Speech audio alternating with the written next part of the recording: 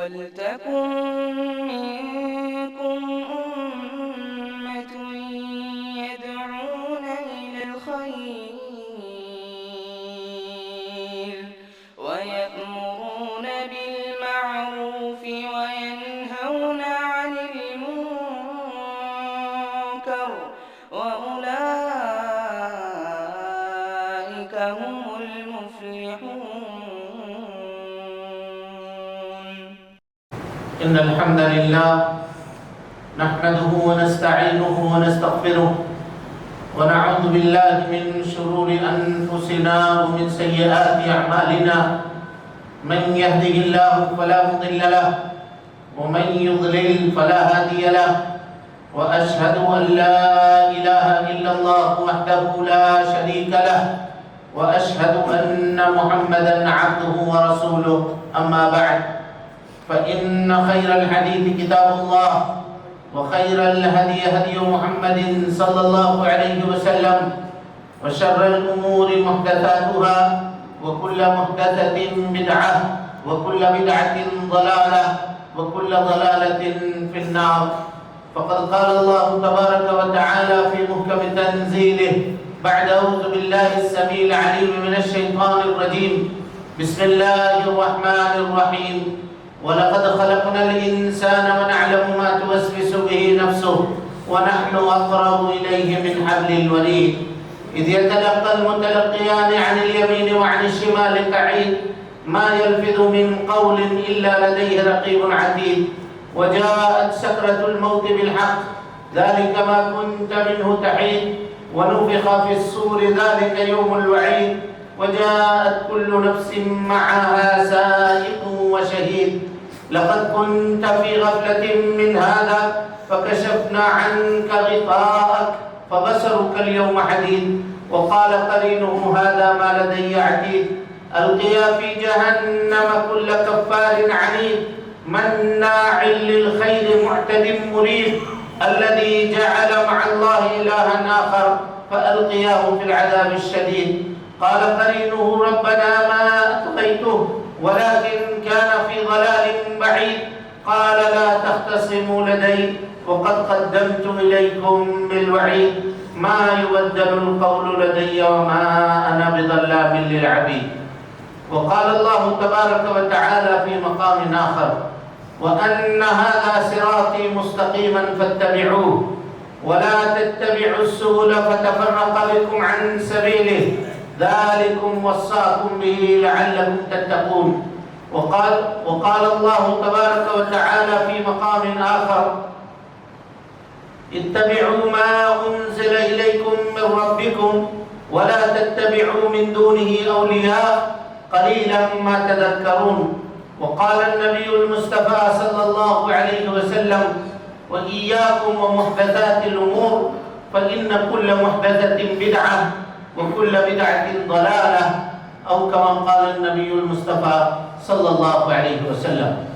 محترم حاضرین، دوستوں، بزرگوں اور ساتھیوں، پردہ نشین اسلامی رشتے کی مائیں اور بہنیں، ہر قسم کی تعریف جملہ مخلوقات کی بندگی کا اکیلا مستحق اللہ سبحانہ و تعالیٰ کے لیے لائق و سزاوار ہے. وہی پروردگار عالم ہے، اسی نے ہمیں آپ کو اور ساری کائنات کو تخلیق بخشی ہے. اللہ تعالیٰ کی بادشاہت سے دنیا کا کوئی کونا بھی الگ نہیں. اللہ رب العالمین اکیلا ہے اور تنہا ساری دنیا کی نگرانی ہر آن، ہر لمحہ اور ہر گھڑی فرما رہا ہے. اس کا احسان عظیم ہے کہ اس نے ہمیں اور آپ کو مسلمان بنایا، اسلام جیسی عظیم دولت سے مالا مال فرمایا. اللہ تعالیٰ نے اپنی تعلیم کو، اپنے پیغام کو ساری انسانیت کے لیے عام فرمایا ہے اور اس کام کو پائے تکمیل تک پہنچانے کے لیے ہر دور میں انبیاء کرام کو دنیا کے اندر بھیجنے کا سلسلہ بھی جاری فرمایا تھا. آخری نبی آخری پیغام لے کر، آخری قانون اور آخری شریعت لے کر اس دنیا کے اندر تشریف لائے اور اس آخری نبی نے جس طرح سے اللہ رب العالمین کے دیے ہوئے آخری پیغام کو پایا تھا، ہو بہو ایسا ہی بغیر کسی کمی اور بیشی کے انسانیت کے سامنے پیش فرما دیا. اور اس سے بھی آگے بڑھ کر کے آپ صلی اللہ علیہ وسلم نے اپنی نبوت کی 23 سالہ زندگی میں رات اور دن کی گھڑیوں کے اندر اللہ رب العالمین کے دیے ہوئے آخری پیغام کو عملی طور پر برت کر سارے جہان والوں کے لیے قیامت تک کے لیے بطور نمونہ چھوڑ دیا۔ درود و سلام ہو اشرف المخلوقات میں سب سے افضل، قیامت کے دن کے سردار جناب محمد رسول اللہ صلی اللہ علیہ وسلم پر۔ اللہم صلی علی محمد وعلی آل محمد کما صلیت علی ابراہیم وعلی آل ابراہیم انکا حمید مجید۔ اللہم بارک علی محمد وعلی آل محمد کما بارکت علی ابراہیم وعلی آل ابراہیم انکا حمید مجید۔ محترم حاضرین، دوستوں، بزرگوں اور ساتھیوں، خطبہ مسنونہ کے بعد قرآن مجید کی 2 آیتیں ہم نے آپ کے سامنے تلاوت کی۔ انہی آیتوں کا مختصر ترجمہ اور اس کی تشریح آج کی اس خطبہ جمعہ میں ہم آپ کے سامنے رکھنے کی کوشش کریں گے۔ رب العالمین سے یہ دعا ہے کہ وہ ہمیں کہنے سے زیادہ اور آپ کو سننے سے زیادہ ہم دونوں کو اس کے اوپر عمل کرنے کی توفیق نصیب فرمائے۔ اللہ تعالیٰ فرماتا ہے وَأَنَّ هَذَا صِرَاطِ مُسْتَقِيمًا، یہ ہے میرا راستہ، سیدھا راستہ، صراط مستقیم، سیدھا راستہ، ایسی شاہراہ، ایسی سڑک جو چوڑی بھی ہو، چلنے کے لیے نہایت آسان ہو اور اس میں کہیں پر کوئی ٹرننگ نہ ہو، ایک دم سیدھا، سیدھی راہ، اس کو کہتے ہیں صراط مستقیم۔ اور یہ صراط مستقیم اتنی اہم چیز ہے کہ نماز پڑھنے والا بندہ دن بھر میں جب 5 وقت کی نمازیں پڑھتا ہے تو ہر رکعت میں وہ اس کی توفیق اللہ سبحانہ و تعالی سے مانگتا ہے، اہدنا الصراط المستقیم۔ پہلے کہتا ہے ایاک نعبد و ایاک نستعین، اے اللہ ہم تیری ہی عبادت کرتے ہیں، تجھی سے مدد طلب کرتے ہیں۔ اور اس کے بعد مدد طلب کرنے کی تفصیل بیان کی جا رہی ہے کہ تیری مدد میں سب سے بڑی مدد اے اللہ سبحانہ و تعالی میرے لیے یہ ہے کہ تو مجھ کو صراط مستقیم کی رہنمائی کر دے، اہدنا الصراط المستقیم۔ کتنی عظیم چیز ہے یہ دیکھ۔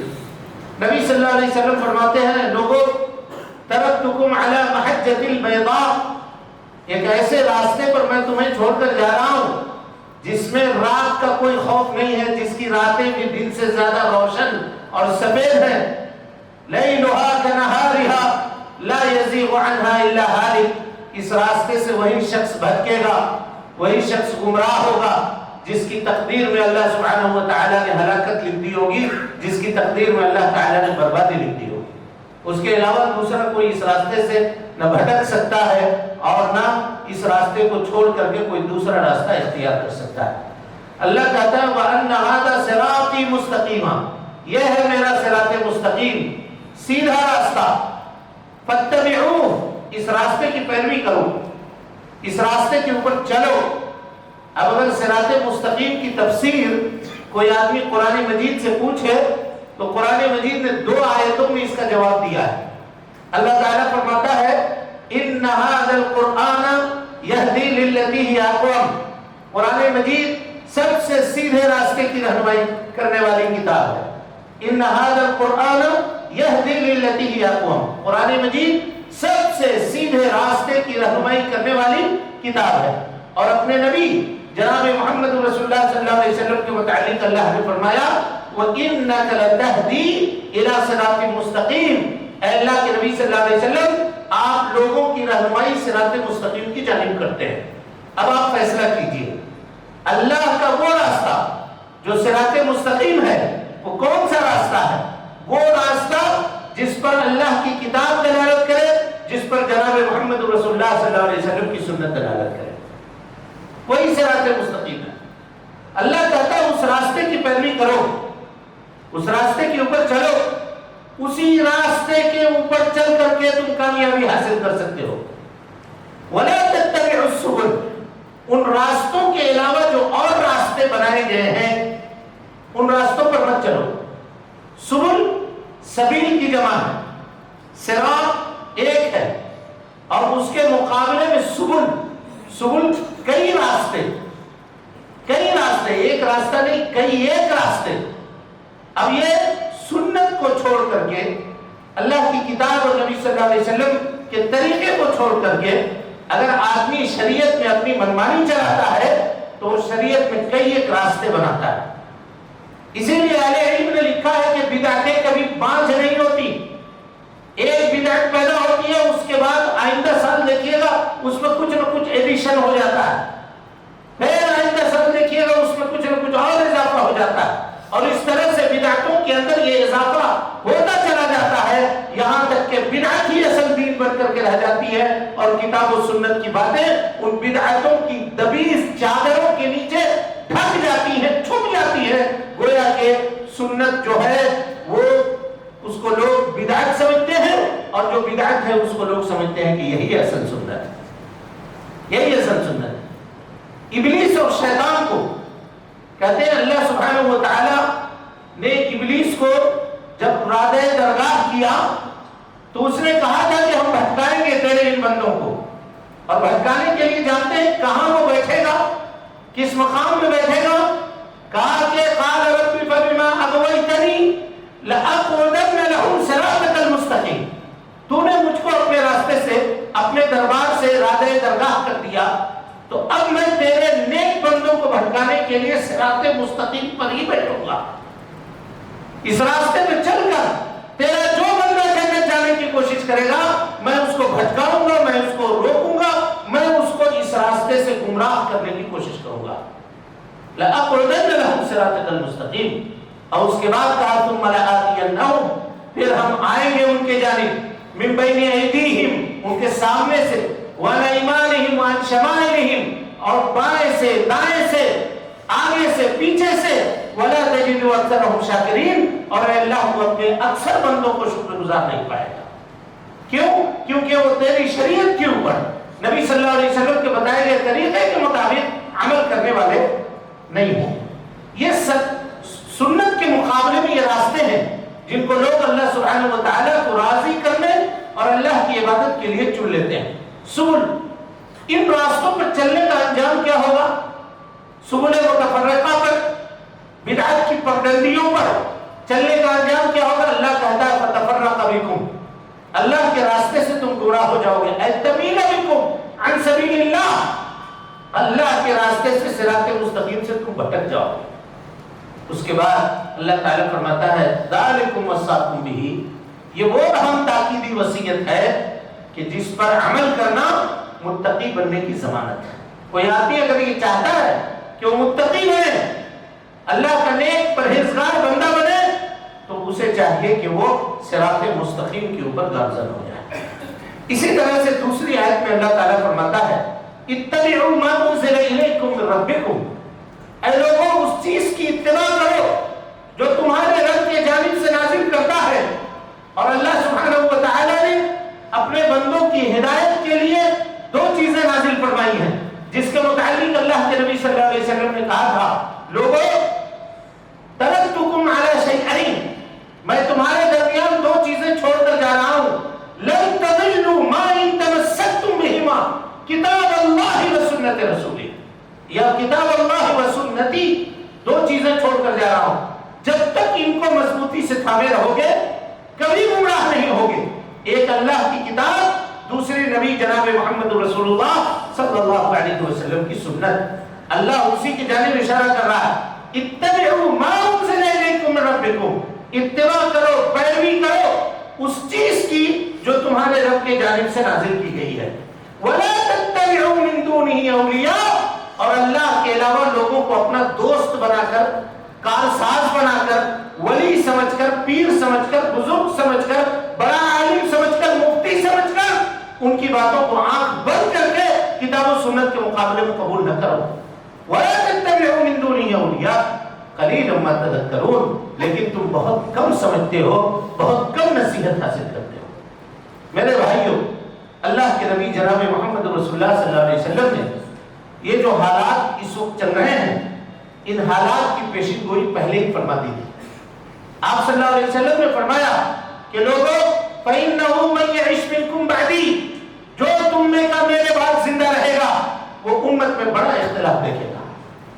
آج اختلاف آپ دیکھیے کس طرح سے ہے، شریعت کا کوئی ایسا معاملہ نہیں بچا جس کو لوگوں نے مختلف فی مسئلہ نہ بنایا. کیوں؟ یہ اختلاف کی وجہ کیا ہے؟ شریعت میں جب لوگوں نے اپنی منمانی شروع کی، اپنی باتیں، اپنی سمجھ، اپنی سوچ، اپنے فکر کو داخل کرنا شروع کیا تو نتیجہ یہ ہوا کہ امت کے اندر اختلاف ہوا، انتشار ہوا، اور ہر گروہ اپنے آپ کو حق کے اوپر سمجھنے لگا اور دوسرے کو وہ سمجھتا ہے کہ وہ دوسرا جو ہے حق کے اوپر ہے ہی نہیں، وہ صراط مستقیم سے خارج ہے، جبکہ اصل یہ ہے کہ وہی گمراہ ہے، وہی بدعتی ہے. لیکن یہ بات اللہ تعالیٰ نے اس کے دل کے اندر ایسی مہر لگا دی کہ یہ بات اس کو سمجھ میں نہیں آتی. یہ حالت ہو گئی. نبی صلی اللہ علیہ وسلم نے فرمایا تھا دیکھو جو تم میں کا میرے بعد زندہ رہے گا، باقی بچے گا، وہ امت میں بہت اختلاف دیکھے گا. اختلاف امت کے اس زمانے میں امت متحد کیسے ہوگی؟ اختلاف امت کے اس زمانے میں حق کا معیار کیا ہوگا؟ اختلاف امت کے اس زمانے میں کتاب و سنت یہ حق کا معیار ہوگا. میرے بھائیوں، جناب محمد رسول اللہ صلی اللہ علیہ وسلم نے فرمایا فعلیکم بسنتی، لوگوں تم میری سنت کو وسنت الخلفاء الراشدین، اور خلفاء راشدین کی سنت کو لازم پکڑنا، مضبوطی سے تھام لینا. وَإِيَّاكُمْ وَمُحْدَثَاتِ الْأُمُورِ، بچنا دین میں نئی چیزیں پیدا کرنے سے، کیونکہ ایسی تمام تر ایجادات، نئی پیدا کی گئی چیزیں، یہ سب کے سب بدعت ہے. ہر بدعت گمراہی ہے اور ہر گمراہی جہنم میں لے جانے کا ذریعہ ہے. میرے بھائیوں، اس مختصر سی تمہید کے بعد اب آئیے صلب موضوع کی طرف ہم لوٹتے ہیں. صلب موضوع یہ ہے کہ موجودہ زمانے میں یا اس سے قبل بھی جب ربیع الاول کا مہینہ آتا ہے، سڑکوں پر، چوراہوں کے اوپر میلاد النبی کے جلسے جلوس منعقد کیے جاتے ہیں، اور 12 ربیع الاول کے دن خاص کر کے اس کے لیے جلوس نکالا جاتا ہے، اور جناب محمد رسول اللہ صلی اللہ علیہ وسلم کی یاد منانے کے نام پر دھمل چوکری اور جو تماشے بچائے جاتے ہیں، الامان والحفیظ، اللہ رب العالمین اس سے ہم سب کو محفوظ رکھے. اور سوال یہ ہے کہ نبی صلی اللہ علیہ وسلم کی تاریخ پیدائش یہ ہے کب ہے آپ کی تاریخ پیدائش؟ تاریخ پیدائش کے سلسلے میں تقریباً 8 اقوال ہیں. بعض اہل علم کہتے ہیں 12 ربیع الاول، بعض کہتے ہیں 9 ربیع الاول، کچھ کہتے ہیں 8 ربیع الاول، شیعہ کہتے ہیں 17 ربیع الاول، اور اسی طرح سے کچھ لوگوں نے ربیع الاول کے مہینے کو چھوڑ کر رجب کا مہینہ کہا 23 رجب، کسی نے کہا 27 رجب. یہ اختلافات. اب یہ بتائیے کہ ان اختلافات کا ہونا یہ کس بات کی جانب اشارہ کرتا ہے؟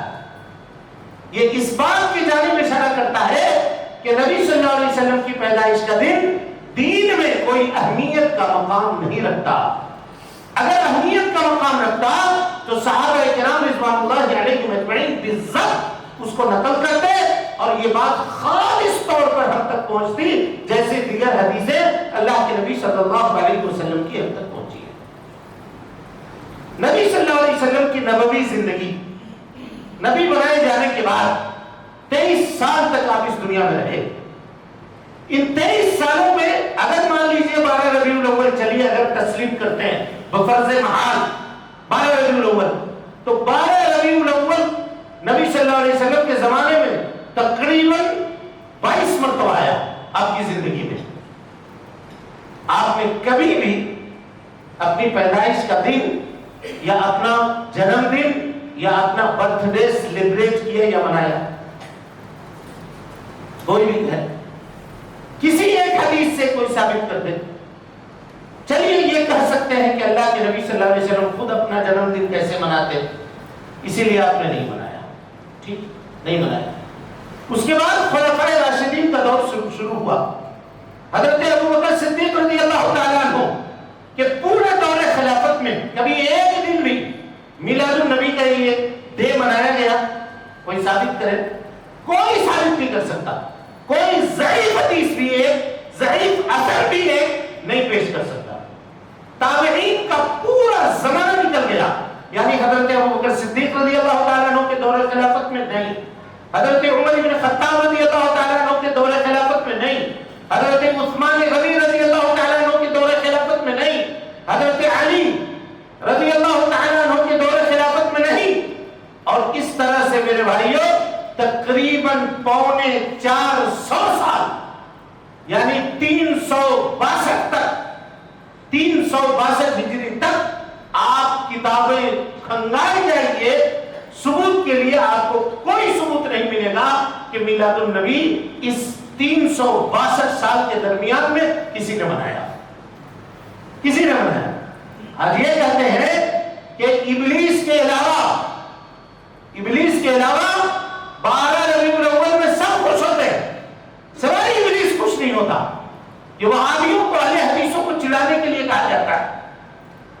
اب ذرا یہ بتاؤ کہ یہ جو لاٹھی چلا رہے ہو کہ ابلیس کے علاوہ کوئی دوسرا خوش نہیں ہوتا، تو یہ 350 سال میں صحابہ کرام جس میں خیر القرون کا زمانہ ہے اور خود میں جناب محمد رسول اللہ صلی اللہ علیہ وسلم کا زمانہ ہے، ان کے متعلق تم کیا کہو گے؟ ان کو خوشی نہیں تھی؟ اور اگر خوشی تھی تو سیلیبریٹ کیا ہو کسی ایک صحابی نے اس نام پر کسی کو ایک کھجور کھلایا ہو یا ایک گلاس پانی پلایا ہو تو ثبوت لا کر کے پیش کرو۔ دو ثبوت، کوئی ثبوت نہیں۔ یہ مقررین جو راستوں پر چوراہوں پر گلے پھاڑتے ہیں، یہ کہتے ہیں کہ ہم اہل حدیثوں کو برا کہہ رہے ہیں یا ان لوگوں کو برا کہہ رہے ہیں جو میلاد النبی نہیں مناتے ہیں۔ ارے ظالم اللہ کے بندے، ذرا یہ تو تصور کرو کہ تمہاری لاٹھی کہاں پڑ رہی ہے؟ تم جو سب و شتم کے گالی گلوچ کے کوڑے برسا رہے ہو، یہ کوڑے کہاں تک جا کر کے پڑ رہی ہے؟ ذرا اس کے اوپر غور تو کر لیا کرو۔ اور اگر ایسا نہیں ہے تو پھر لاؤ کتاب و سنت سے کوئی ایک دلیل جو اس بات کو ثابت کرتی ہو کہ جناب محمد رسول اللہ صلی اللہ علیہ وسلم نے منایا یا منانے کا حکم دیا یا صحابہ کرام رضوان اللہ علیہم اجمعین نے کبھی اس کو منایا۔ اس کے منانے کی ابتدا کب ہوئی؟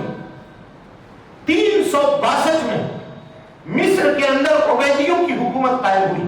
آپ کو میں بتلا دوں کہ دین اسلام کے چہرے مصفح کو داغدار کرنے میں شیعوں کا جس قدر رول ہے دنیا میں کسی اور کا نہیں ہے۔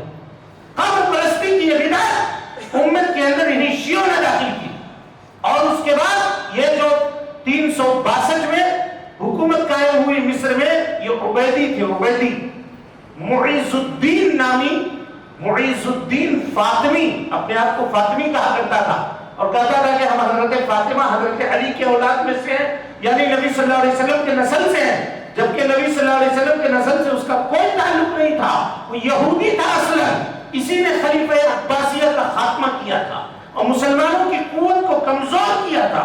جب مصر میں بادشاہ بنا تو بادشاہ بننے کے بعد ان کو بادشاہت چلانے کا ڈھنگ نہیں تھا، حکومت کس طرح چلائی جاتی ہے یہ طریقہ نہیں معلوم تھا۔ قوم باغی ہونے لگی، بغاوت میں اتر آنے لگی، تو ان لوگوں نے جس طرح سے چورن دیا جاتا ہے مذہب کا اور دین کا اس طرح سے انہوں نے نئی چیزیں پیدا کرنی شروع کی۔ کہا کہ اب ڈے مناؤ، نبی صلی اللہ علیہ وسلم کی ولادت کا دن منایا اور مہینوں سے اس کی تیاری کی، پنڈال لگوایا، بڑے بڑے جو ہے گانے والے کو بلائے گئے، قوال کو بلائے گئے، اور سڑکوں پر چوراہوں پر گاؤں کے اور محلے کے چوراہوں کے اوپر بڑی بڑی مجلسیں منعقد کی جانے لگی، اور عوام الناس کو محبت رسول صلی اللہ علیہ وسلم کے جھانسے میں پھنسا کر کے حکومت کے جو نہ اہلی تھی نہ اہلی کے اوپر ان لوگوں نے پردہ ڈالنے کا کوشش کیا۔ چنانچہ اس ایک سال میں 6 جنم دن منائے گئے۔ تاریخ آپ اٹھا کر کے دیکھیے، 6 جنم دن ایک سال کے اندر منایا ہم لوگوں نے۔ سب سے پہلے محمد صلی اللہ علیہ وسلم کا جنم دن، اور اس کے بعد حضرت علی رضی اللہ تعالیٰ عنہ کا جنم دن، حضرت فاطمہ رضی اللہ تعالیٰ عنہ کا جنم دن، حضرت حسن و حسین رضی اللہ تعالیٰ عنہ کا جنم دن، اور جو بادشاہ خود تھا اس بادشاہ نے اپنا جنم دن بھی منایا۔ ٹھیک ہے، یہ منا کر کے حلوہ پوڑی کھیر پوڑی میں اور تقریر وعظ اور گانے رولانے میں، قوالی سن کر کے مزہ لینے رات گزارنے میں عوام کو اس نے پاگل کر دیا، اور عوام اس کی پالیسیوں سے بے خبر ہو گئی، اور حکومت چلانے کی جو اس کی نااہلی تھی وہ نااہلی ختم ہو گئی۔ اب بدعت یہ لوگوں کو بہت پسند ہے، ابلیس کو بھی پسند ہے، اس راستے کو فروغ دینے میں ابلیس کوشاں ہوتا ہے۔ چنانچہ مصر سے نکل کر کے یہ بدعت بغداد پہنچی، کوفہ پہنچی، اور وہاں بھی ان لوگوں نے عید میلاد النبی منانا شروع کیا۔ صلاح الدین ایوبی کی جب حکومت آئی 5 ہجری میں تقریباً، تو صلاح الدین ایوبی نے تلوار کے زور پر اس بدعت کو رکوایا، اور جب ان کی حکومت قائم ہوئی تو پورے خطہ اراضی سے جس کے اوپر حکومت تھی ان کی، اس پوری بدعت کو آرڈیننس پاس کر کے منع کروایا کہ خبردار کوئی میلاد النبی نہیں منائے گا، شریعت کے اندر یہ ہے نہیں۔ اور ابھی پھر ان کا پیچھا بھی نہیں ہوا، دنیا سے وہ ابھی گئے بھی نہیں کہ لوگ اپنے پرانے دھڑلے کے اوپر واپس آ گئے اور پھر اس کو منانا شروع کیا۔ شروع میں یہ چیزیں منائی جانے لگی تو کہا جاتا تھا، جب علماء نے روکا نکیر کیا تو یہ کہتے تھے کہ ہم نبی صلی اللہ علیہ وسلم کو یاد کر رہے ہیں۔ نبی کو یاد کرنا کیا غلط بات ہے؟ نبی کا ذکر کرنا کیا غلط بات ہے؟ لوگوں کے دل میں ان کی یاد پیدا کر رہے ہیں۔ ذرا سوچنے کا مقام ہے، کس نبی کو یاد کر رہے ہو؟ جس نبی کا نام لیے بغیر تمہاری اذان مکمل نہیں، جس نبی کا نام لیے بغیر تمہاری 1 رکعت کی نماز مکمل نہیں، اس نبی کو یاد کرنے کی ضرورت ہے سال میں 1 مرتبہ؟ ذرا بتائیے، 5 وقت اگر مؤذن اشہد ان محمد رسول اللہ نہ کہے تو نماز مکمل، اذان مکمل نہیں۔ اور اگر ہم نماز میں تشہد میں نبی صلی اللہ علیہ وسلم کے اوپر درود نہ پڑھے تو ہماری نماز مکمل نہیں۔ جب ہم دن بھر میں 5 مرتبہ نبی کو یاد کرتے ہیں، بلکہ ہر قدم نبی کو یاد کرتے ہیں، کیونکہ ہمارا کوئی کام جناب محمد رسول اللہ صلی اللہ علیہ وسلم کی سنت کے مخالف نہیں ہوتا۔ ہم کسی بھی عمل کو کرنے سے پہلے یہ دیکھتے ہیں کہ نبی صلی اللہ علیہ وسلم کا عمل اس میں ہے یا نہیں ہے۔ وہ نبی جس کو ہم کبھی بھولے ہی نہیں، اس کی یاد کیا بنائیں گے؟ اور اس کو کیا یاد کرنے کی ضرورت ہے؟ اور سال بھر اگر ایک دن یاد کر بھی لے تو اس سے دین اسلام کا کیا بھلا ہوگا؟ ذرا یہ بتائیے، دین میں اور شریعت کے اندر لوگوں کا یا شریعت کے ماننے والوں کا یا عوام الناس کا اس سے کیا فائدہ ہونے والا ہے؟ کوئی فائدہ ہونے والا ہے سوائے اس کے کہ موج مستی ہوگی، سوائے اس کے کہ اچھل کود کیا جائے گا، سوائے اس کے کہ شریعت کے حرمتوں کا اور شریعت کے مقدسات کا تماشا بنایا جائے گا؟ اس کے علاوہ دوسرا کوئی اور فائدہ حاصل ہو سکتا ہے؟ میرے بھائی، کوئی فائدہ حاصل نہیں ہو سکتا۔ یہ جان لیجئے کہ اگر میلاد النبی منانا یہ اگر شریعت سے ثابت ہوتی ہے بات، تو صحابہ کرام رضوان اللہ علیہم اجمعین ہم سے زیادہ اس بات کے مستحق تھے کہ وہ میلاد النبی مناتے۔ اب لوگ یہ دلیل دیتے ہیں کہ اپنے بیٹے کا بناتے ہو کہ نہیں برتھ ڈے؟ بیٹے کا مناتے ہو کہ نہیں مناتے ہو؟ پہلے یہ چیزیں نہیں تھیں۔ اب برتھ ڈے کے نام پہ وہ مسلمان اور خاص کر کے وہ جو اپنے آپ کو اہل حدیث کہنے لگے ہیں، تربوزے کو دیکھ کے خربوزہ بھی جیسے رنگ پکڑتا ہے، تو اب یہ رنگ پکڑنا شروع ہو گیا۔ کبھی یہ دے تو کبھی وہ دے تو کبھی وہ دے، اور جو کبھی گھروں کے اندر چھپ چھپا کر کیا جاتا تھا اب اس کے لیے باضابطہ ہوٹلوں کو بک کیا جا رہا ہے، شادی خانوں کو بک کیا جا رہا ہے، اس لیے کہ یہ بدعتیں بانج نہیں ہوتی، اس کو یاد رکھیے گا۔ اینیورسری منانا، ڈے منانا، شریعت کے اندر اس کا کوئی ثبوت ہی نہیں ہے، کوئی اس کو لا کر کے پیش نہیں کر سکتا۔ اور ڈے منانا، برتھ ڈے، یہ کن کا طریقہ ہے؟ یہ عیسائیوں کا طریقہ ہے، نصارہ کا طریقہ ہے، وہ ڈے منایا کرتے ہیں۔ اور جناب محمد رسول اللہ صلی اللہ علیہ وسلم نے فرمایا، من تشبہ بقوم، جو جس قوم کی مشابہت اختیار کرے گا فہو منہم، وہ اسی میں سے ہوگا، ہمارا دین والا نہیں ہوگا۔ ہم شریعت کے معاملے میں بڑی کوتاہ نظر آتے ہیں، تحقیق سے دور بھاگتے ہیں، حقیقت سے نظریں بچانے کی کوشش کرتے ہیں، اور ہر معاملے میں چور دروازہ تلاشنے کی کوشش کرتے ہیں۔ مولوی صاحب اگر یہ کر لیا تو دقت کی کیا بات ہے؟ یہ کر لیا تو دقت کی بات کیا ہے؟ دقت کی بات ہے، کیسے دقت کی بات نہیں ہے؟ جب اللہ رب العالمین نے حجۃ الوداع میں یہ اعلان کر دیا، الیوم اکملت لکم دینکم واتممت علیکم نعمتی ورضیت لکم الاسلام دینا، آج کے دن میں نے دین کو مکمل کر دیا اور اسلام کی حیثیت سے دین اسلام سے میں نے رضامندی کا اظہار بھی کر دیا، دین مکمل ہو چکا ہے۔ اب اگر کوئی آدمی یہ کہتا ہے کہ دین مکمل ہوا ہے لیکن اس میں میلاد نہیں ہے، اس میں فلاح نہیں ہے، اس میں تیجا نہیں ہے، اس میں فاتحہ نہیں ہے، تو اس کا مطلب یہ ہے کہ وہ یہ کہنا چاہ رہا ہے کہ اللہ کی بات غلط ہے، رسول اللہ صلی اللہ علیہ وسلم کی بات غلط ہے، دین مکمل نہیں ہوا ہے۔ اگر کوئی چیز مکمل ہے تو ذرا بتائیے اس میں اضافے کی گنجائش ہے؟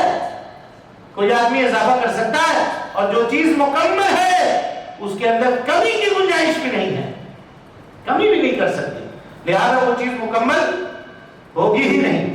اسی لیے اہل علم نے لکھا ہے کہ اللہ سبحانہ و تعالی اہل بدعت کو ذلیل و رسوا کرتا ہے۔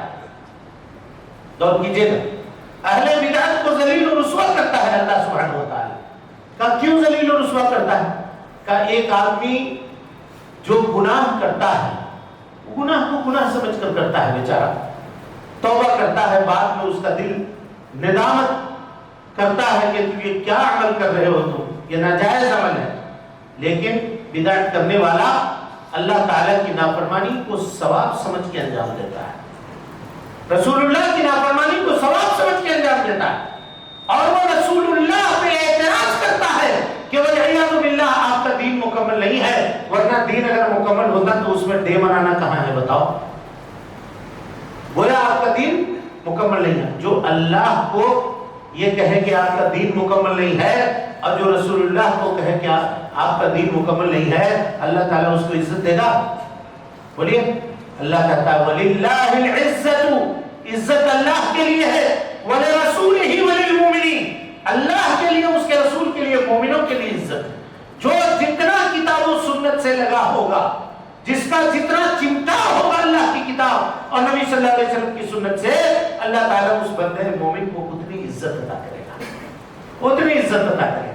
اور جو آدمی کتاب و سنت کو درکنار کر دے، کتاب و سنت کو ترک کر دے، چھوڑ دے، اللہ سبحانہ و تعالیٰ اس کو دنیا میں بھی ذلیل و رسوا کرے گا اور آخرت میں بھی ذلیل و رسوا کرے گا۔ چنانچہ میرے بھائیوں، اس طرح کے جو اعمال و افعال سنت کے نام پہ انجام دیے جاتے ہیں، ان تمام چیزوں کے اوپر نکیر کرنا، ان تمام چیزوں کا انکار کرنا، اور کسی بھی طریقے سے اس میں شرکت کرنا، یہ بالکل اپنے آپ کو اس سے روکنے کی کوشش کیجیے، ورنہ ان کا شمار جو اس کو نہ چاہتے ہوئے بھی اس میں کسی طرح سے حصے دار بنتے ہیں یا شریک ہوتے ہیں، انہی لوگوں میں ہے جن لوگوں نے اس کو منایا ہے یا جن لوگوں نے اس کے اوپر عقیدہ رکھ کر کے یہ کام کیا ہے۔ ہمیں یہ دیکھنا ہے کہ دین کے اندر اگر ہم عبادت سمجھ کے کوئی کام کر رہے ہیں تو اللہ کے نبی صلی اللہ علیہ وسلم نے اگر نہیں کیا، خلفائے راشدین نے نہیں کیا، تو وہ کام عبادت ہو ہی نہیں سکتی، چاہے دنیا کا کوئی بھی آ کر کے کہہ دے کہ یہ عبادت ہے، نہیں ہو سکتی عبادت، کیونکہ عبادت کی کسوٹی یہ ہے کہ جناب محمد رسول اللہ صلی اللہ علیہ وسلم نے اس کو بیان کیا ہو، اللہ کی کتاب میں وہ چیز موجود ہو۔ اگر نہیں موجود ہے تو چاہے دنیا کا جتنا بڑا عالم کیوں نہ ہو، جتنا بڑا مفتی اور فقیہ کیوں نہ ہو، وہ کہہ دے تو ہم اس کی بات ناقابل قبول کریں۔ چنانچہ میرے بھائیوں، ایک بات کہہ کے ہم اپنی بات ختم کرتے ہیں کہ اس طرح سے بدعتوں کا جو ایجاد کیا جاتا ہے یا بدعتیں پیدا کی جاتی ہیں، رائج کی جاتی ہیں، اور اس پر امت کو چلنے کے لیے مجبور کیا جاتا ہے، یہ سادہ لوگ عوام جن کو کچھ معلوم نہیں ہے، شریعت کے بارے میں جانکاری نہیں ہے، لیکن اللہ سبحانہ و تعالیٰ کے سامنے وہ لوگ جو اپنے آپ کو مفتی کہلاتے ہیں، وہ لوگ جو اپنے آپ کو عالم دین کہلاتے ہیں، وہ کیا جواب دیں گے کہ دین کے نام پر ایک بدعت کے اوپر امت کو گامزن کیا اور امت کو لگایا۔ اور یہ جان لیجئے کہ دین میں، شریعت میں جو بھی کوئی شخص ایک بات بری ایجاد کرتا ہے، قیامت تک اس کے اس ایجاد کردہ بدعت پر جتنے سارے لوگ عمل کریں گے، اللہ سبحانہ و تعالیٰ اس شخص کو اتنا گناہ دے گا۔ قرآن مجید کی آیت ہے وَإِذَا قِيلَ لَهُمْ مَاذَا أَنزَلَ رَبُّكُمْ قَالُوا أَسَاطِيرُ الْأَوَّلِينَ، اللہ تعالیٰ فرماتا ہے کہ جب مکہ والوں سے یہ کہا جاتا ہے کہ یہ قرآن جو اللہ کی طرف سے اتری ہوئی کتاب ہے، اس کے مطابق تم کیا کہتے ہو، اس کے متعلق کیا کہتے ہو، تو مشرکین مکہ کہتے تھے کہ یہ اساطیر اولین ہے، اگلے لوگوں کی قصے اور کہانیاں اس کتاب میں بیان ہوئی ہے، بس اور کوئی کتاب نہیں ہے۔ اللہ کہتا ہے کہ ان ظالم مکہ والوں نے یہ کہہ کر کے وہ جرم کیا ہے کہ اب قیامت تک جو بھی کوئی شخص قرآن کو برا بھلا کہے گا تو جتنا گناہ اس کو ملے گا اتنا گناہ مکہ والوں کو ملے گا. کیوں؟ اس لیے کہ قرآن کو برا بھلا کہنے کا سب سے پہلا طریقہ ان مکہ والوں نے ہی ایجاد کیا. لِيَحْمِلُوا أَوْزَارَهُمْ كَامِلَةً يَوْمَ الْقِيَامَةِ وَمِنْ أَوْزَارِ الَّذِينَ يُضِلُّونَهُم بِغَيْرِ عِلْمٍ. ایسا کرنے والے لوگ اپنے گناہوں کا پورا بوجھ قیامت کے دن اٹھائے ہوئے ہوں گے، اور صرف اپنے گناہوں کا بوجھ نہیں بلکہ دین کے نام پہ، شریعت کے نام پہ جن لوگوں کو گمراہ کیا ہوگا ان تمام لوگوں کے گمراہی کا بوجھ بھی اللہ تعالیٰ ان کی گردنوں کے اوپر ڈال دے گا. اللہ کہتا ہے اَلَا سَاءَ مَا يَزِرُونَ، کتنا برا بوجھ اٹھاتے ہیں کہ ایک بات جو شریعت میں نہیں تھی اس کو بدلا کر کے وہ گناہ کرتے ہیں کہ قیامت تک گناہ ان کے کندھے کے اوپر ڈالا جاتا رہتا ہے. چنانچہ میرے بھائیوں، اس طرح کی بدعتوں سے، اس طرح کے خرافات سے اپنے آپ کو بچانے کی کوشش کیجئے. دین بالکل صاف اور ستھرا ہے، نکھرا ہوا دین ہے، اس میں کوئی کجی نہیں، کوئی ٹیڑھاپن نہیں، کوئی مشکل نہیں، کوئی سختی نہیں، بڑا آسان سرل دین اللہ کے نبی جناب محمد رسول اللہ صلی اللہ علیہ وسلم دے کر گئے تھے، جس کے اوپر صحابہ کرام رضوان اللہ علیہم اجمعین نے عمل کیا تھا، اور تابعین نے عمل کیا تھا، تبع تابعین نے عمل کیا تھا، جو خیر القرون کا زمانہ تھا. اس کے بعد آنے والا کوئی شیعہ حاکم یا کوئی دوسرا شخص دین میں کوئی بات ایجاد کرے تو اس کی کوئی حیثیت نہیں. اور ایک آخری بات کہ چلیے 12 ربیع الاول میں اختلاف ہے کہ نبی صلی اللہ علیہ وسلم پیدا ہوئے تھے یا نہیں ہوئے تھے، لیکن یہ تو ہے کہ 12 ربیع الاول میں آپ کی وفات ہوئی تھی. اس پہ تو سب کا اتفاق ہے، اس میں کہیں پر کوئی اختلاف نہیں، پوری دنیا میں کوئی اس بات پر اختلاف نہیں کر سکتا. اب جب نبی صلی اللہ علیہ وسلم کی وفات کے دن جو جشن سمجھے، جو سیلیبریٹ کرے، ذرا بتائیے جس دن جس کے باپ کی انتقال ہوئی ہو ہم میں سے، یا گھر میں کسی رشتہ دار کا انتقال ہوا ہو اور اس دن ہم کہیں کہ لاؤ ڈھول بجاتے ہیں اور لاؤ چلو سڑکوں کے اوپر ہو کرتے ہیں اور ہڑدنگ کرتے ہیں، تو آپ کو یہ بات منظور ہوگی؟ ذرا بتائیے. آپ اس بات کو قابل قبول کیجئے گا؟ حضرت فاطمہ رضی اللہ عنہ، ام المؤمنین حضرت عائشہ صدیقہ رضی اللہ عنہ کہتی ہیں کہ وہ دن جس دن اللہ کے نبی صلی اللہ علیہ وسلم مدینہ آئے تھے، اس دن سے زیادہ روشن دن کچھ نہیں تھا، اور وہ دن جس دن آپ صلی اللہ علیہ وسلم کا انتقال ہوا مدینہ میں تاریک اور سیاہ دن اس دن سے زیادہ کچھ بھی نہیں تھا. صحابہ کرام بلک رہے تھے، رو رہے تھے، وہی الہی کا سلسلہ منقطع ہو چکا تھا، دنیا ویران ہو گئی تھی وراثت نبوی سے، جبریل کا آنا رک گیا تھا. امت کی اس پریشانی کے وقت میں یہ ناچنے والے لوگ کون ہیں؟ یہ کم سے کم محب رسول نہیں ہیں. چلیے ٹھیک ہے، غم منانے کو بھی ہم جائز نہیں کرتے، ہم یہ بھی نہیں کہتے کہ تم اس دن رو ماتم کرو، غم مناؤ، نہ غم مناؤ نہ خوشی مناؤ، نبی کی سنت کے مطابق عمل کرو. اس دن کی کوئی حیثیت، کوئی اہمیت اگر شریعت کے اندر ہوتی میرے بھائیوں تو صحابہ کرام ہم سے زیادہ حقدار تھے اس بات کی کہ اس کے اوپر عمل کریں. شیعوں نے، یہودیوں نے اور اس طرح کے عبیدیوں نے ان کی سازشوں کے نتیجے میں میرے بھائیوں امت کے چند افراد نے ان جیسی چیزوں کو اپنا عملی جامہ ان کو پہنایا اور اپنے اندر داخل کیا. اور دن بدن دیکھیے اس کے اندر ہر آنے والے سال میں اس میں کچھ نہ کچھ ایڈ ہوتا چلا جاتا ہے، بدعت بڑھتی چلی جاتی ہے. اسی لیے کہا تھا کہ جب بھی کوئی قوم اپنے اندر کوئی بدعت ایجاد کرتی ہے اللہ تعالیٰ ایک سنت اس قوم سے اٹھا لیتا ہے. وَلَمْ يُعِيدْهَا إِلَىٰ يَوْمِ الْقِيَامَةِ، پھر وہ سنت لوٹ کر دنیا میں کبھی نہیں آتی، کیونکہ بدعتی اس کے اوپر عمل کرتے رہتا ہے، اس بدعت کو چھوڑتا نہیں ہے، اس کو سنت سمجھ کے عمل کرتا ہے. چنانچہ میرے بھائیوں اللہ رب العالمین سے دعا کیجئے کہ اللہ تعالی ہمیں، آپ کو، ہم سب کے آل و اولاد کو بدعتوں سے، شرک سے، معصیتوں سے، گناہوں سے محفوظ رکھے. کہ اللہ رب العالمین ہم سب کو شریعت کا پکا سچا عامل بنا دے، کتاب و سنت کے اوپر عمل کرنے والا موحد اور دیندار بنا دے. اے اللہ ہماری نسلوں کو سنت کے اوپر قائم رکھ. اے اللہ رب العالمین بدعتوں سے ہماری حفاظت فرما دے. اے اللہ ہم میں سے جو لوگ بیمار ہیں انہیں شفائے کامل عاجلہ نصیب فرما دے.